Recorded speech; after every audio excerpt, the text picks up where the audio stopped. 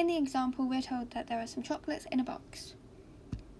1/4 contain nuts, and 3/4 contain no nuts. We need to write down the ratio of the number of chocolates that contain nuts to the number of chocolates that do not contain nuts. We need to give our answer in the form of 1n. So to work out this ratio, we need to identify the fraction, which is 1/4, which is 4 parts as a whole and 1 part with nuts. And then we need to identify the parts of a fraction. So again, for the no nuts, it's 4 parts as a whole and 3 parts no nuts.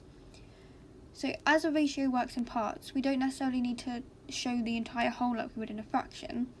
So we can just put it as 1, which refers to nuts, and 3, which refers to no nuts. And we can still see that there are 4 whole parts, but we don't need to add it in like we would a fraction.